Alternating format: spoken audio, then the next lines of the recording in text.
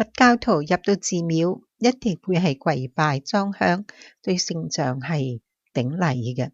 咁人哋話，咁佛教係崇拜偶像嘅咩？係嘅，佛教徒對於佛菩薩嘅聖像咧係有着崇高嘅敬意。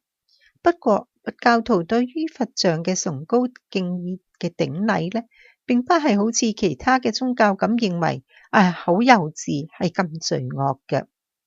凡係正信嘅佛教徒呢，係唔會將呢啲塑畫嘅雕刻嘅聖像當作係佛菩薩嘅本身。喺《增一阿含經》28以觀空為禮佛嗰度有記載嘅，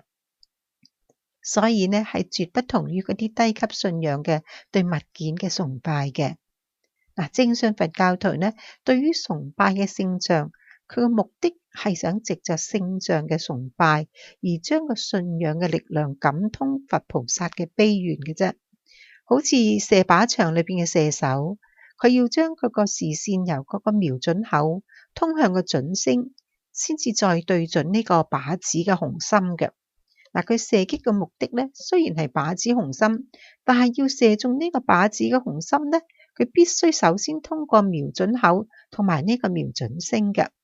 但係如果啲一流嘅射手呢，佢唔需要按照呢啲基本嘅動作去作瞄準嘅噃。同樣一樣啦，一個已經係悟透咗佛法嘅佛教徒呢，佢會發覺佛嘅本身